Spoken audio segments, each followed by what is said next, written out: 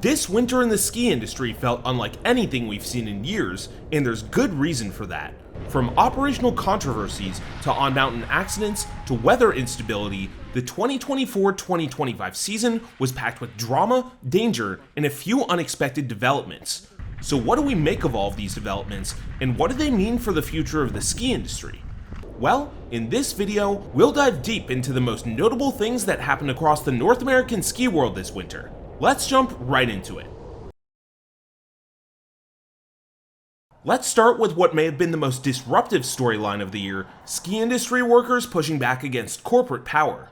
At Park City Mountain in Utah, the Ski Patrol Union made headlines by launching a full-scale strike over contract negotiations. The patrollers, who were employed by Vail Resorts, had been pushing for higher wages, better working conditions, and stronger safety measures. After months of stalled negotiations, they walked off the job on December 27th, creating a huge headache for the resort just as peak season was getting underway. Vail Resorts then responded by flying in patrollers from other resorts they owned around the country, hoping to effectively replace the team on strike. However, the resort still found itself unable to get huge swaths of terrain open, with the overcrowded areas that did actually open facing unconscionable lift lines.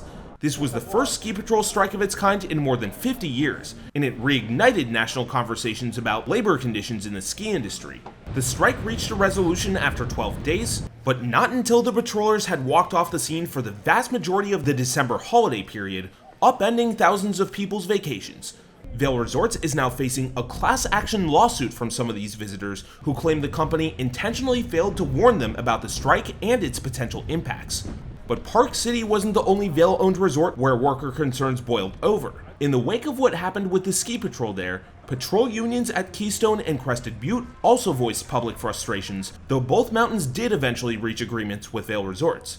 Notably, Keystone ski patrollers had only voted to unionize for the first time in spring 2024, making this the first time a bargaining agreement was ever negotiated with Vail.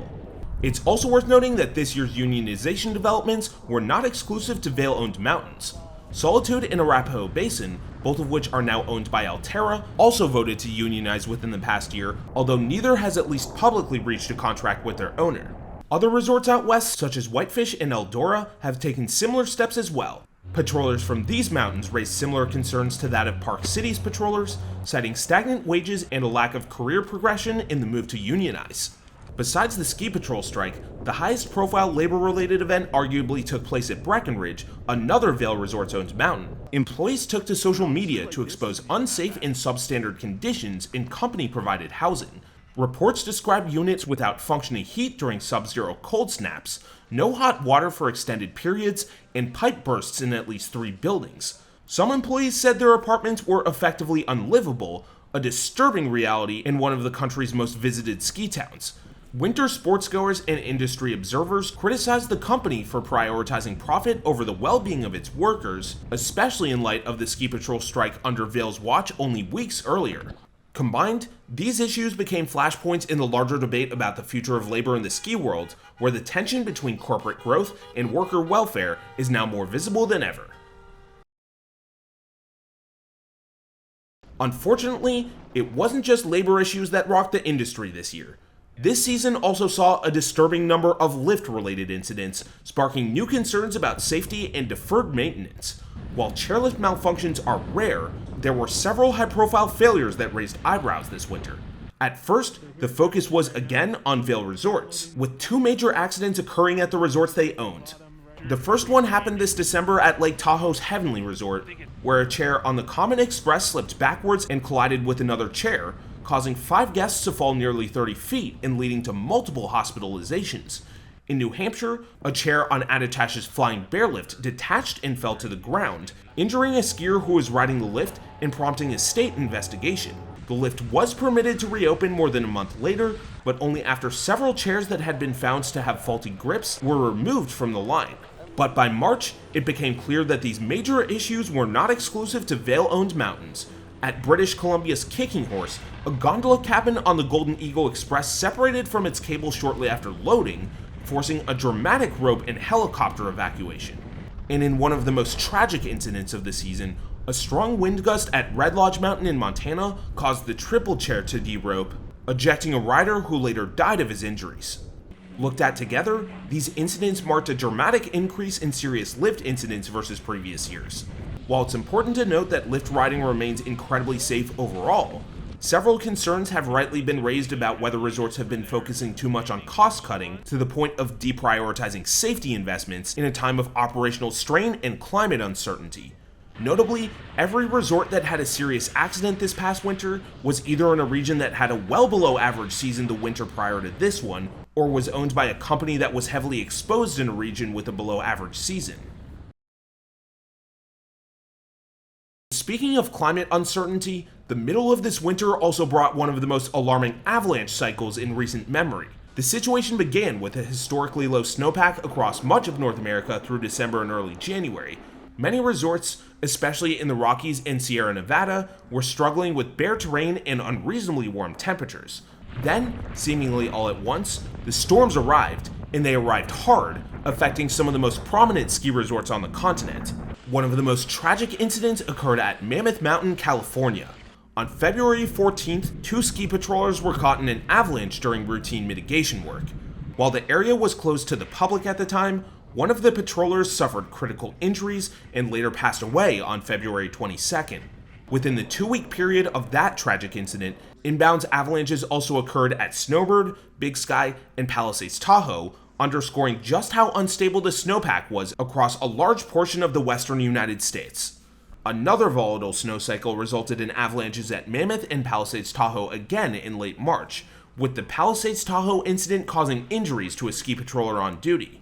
While inbound avalanches are still exceedingly rare, the array of high-profile incidents this winter was a sobering reminder that even inbound terrain can carry serious risk, especially if a massive storm system follows a long period of no new snow. But while many resorts were battling too much snow throughout parts of the winter, others were struggling with the exact opposite problem. Across the Southwest, from New Mexico to Southern California, ski areas experienced one of their most challenging seasons in recent memory. In New Mexico, Taos Ski Valley reported less than 100 inches of snowfall, significantly below its seasonal average of around 200 inches, resulting in the worst season the resort has had since 2018. Despite a few late-season storms, the resort relied heavily on snowmaking and faced inconsistent conditions throughout the winter.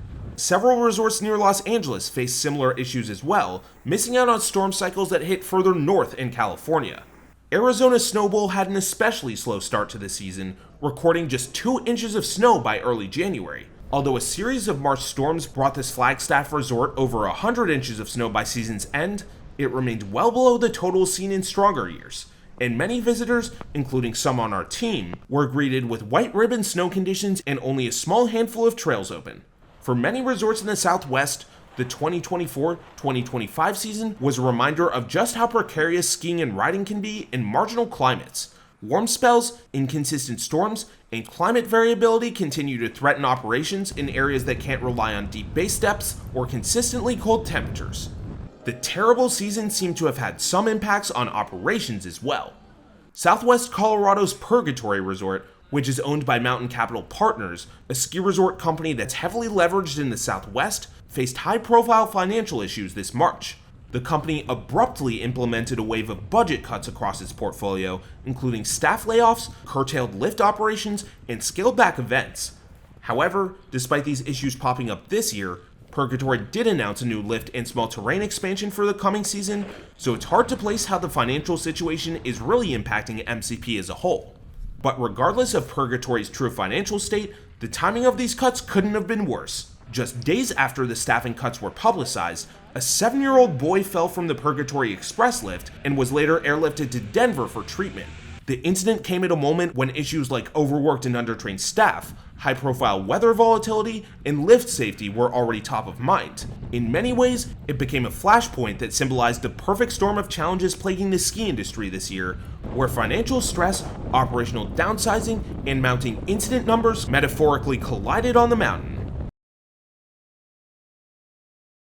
Have the more variable winters been convincing certain ski industry stakeholders to switch up their business models? Quite possibly. Another significant trend this season has been the shift of some independently owned ski resorts toward a private club model, aiming to offer exclusive experiences to a wealthier clientele. Perhaps the most notable of these was Utah's Powder Mountain, which is now under the ownership of Netflix co-founder Reed Hastings. The resort announced a transition to a semi-private model starting this past season, blending public access with private skiing areas tied to real estate ownership. About a third of the resort's previous lift access terrain is now reserved exclusively for homeowners and their guests. While the move has been paired with some significant public investments, it's also sparked heated backlash from longtime skiers and riders, with critics calling it a betrayal of the resort's community-focused roots and emblematic of a broader trend where skiing and riding are becoming less accessible to the average person. Similarly, New York's Wyndham Mountain Club has been repositioning itself as a high-end destination. This Catskills resort is limiting ticket and pass sales, raising prices, and investing in upscale amenities. It's also spun up a private club that requires an initiation fee of over $200,000 with access to a private spa, cat skiing up to mid-mountain restaurants, and other exclusive perks. While it hasn't closed any of its terrain to willing ticket buyers, Wyndham has announced it will leave the Icon Pass after the 2024-25 season, becoming the first resort in the pass's history to exit the partnership. This move follows several questions on whether the Icon Pass has reached a tipping point, especially as crowding, blackout dates, and resort commoditization become more visible issues. Wyndham's decision signals a growing interest among some resorts in reclaiming control over the guest experience, even if it means losing out on volume-driven passholder revenue. We'll be keeping an eye out over the next few years to see if any other resorts drop off Icon and its main competitor Epic, and it remains to be seen whether Wyndham's strategy is an anomaly or the canary in a coal mine. It's also worth briefly touching on another mountain that tried moving to a semi-private model, but ended up not opening at all, California's Homewood. This Lake Tahoe adjacent resort tried installing a new gondola this past summer and floated plans to go private back in 2022, but the resort ended up having to abandon both plans as well as their ability to open up at all after an unnamed financial partner pulled their support last fall.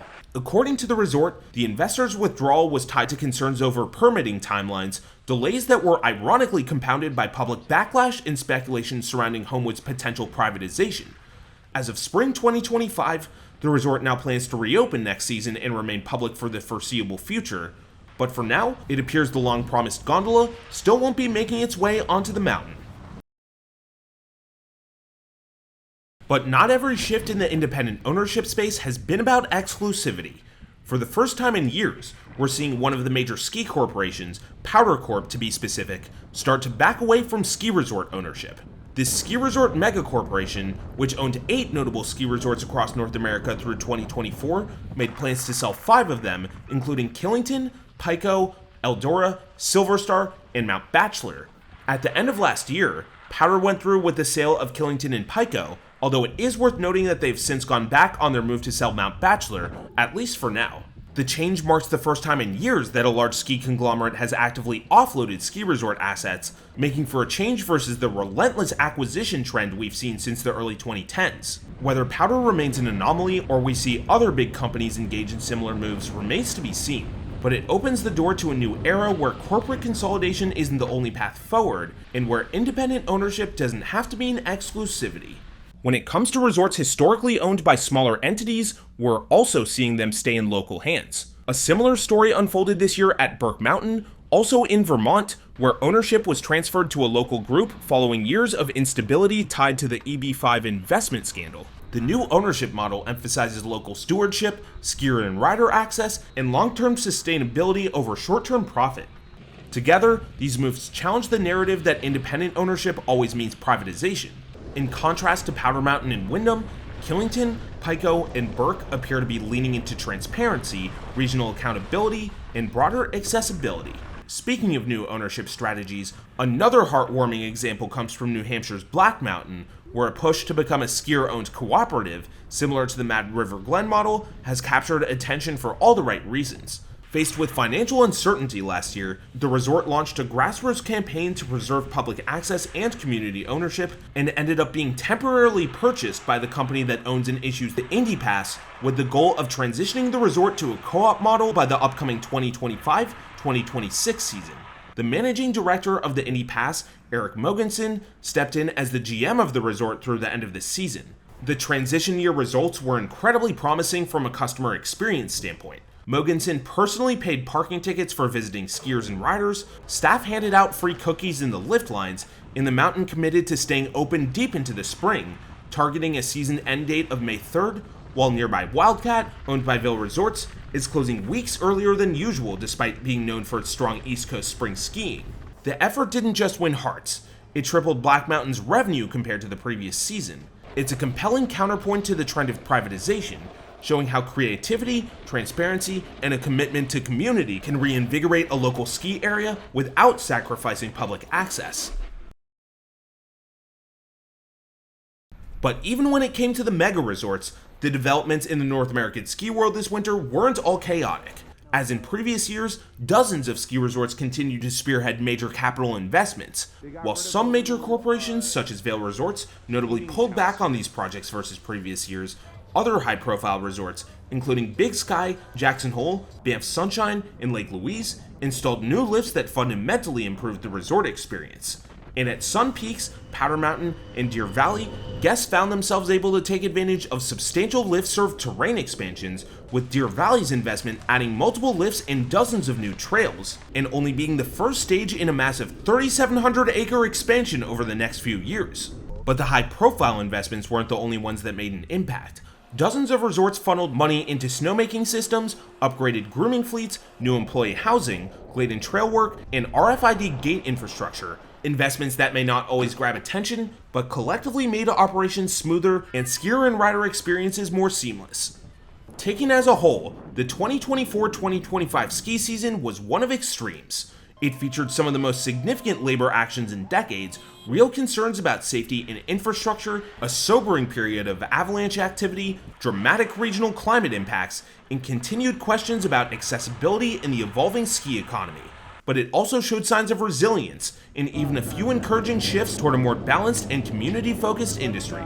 As we head into the off-season, one thing is clear: the ski world is changing fast, and whether you're a weekend warrior, a pass holder, or someone who just loves watching this industry unfold, it's worth keeping a close eye on where things are headed next.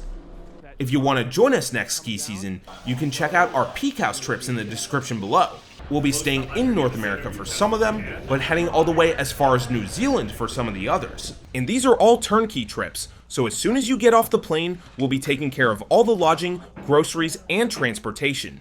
And if you're looking for other skiers and riders but don't necessarily want to commit to a trip, be sure to check out our Circle community for informal discussions and trip meetups.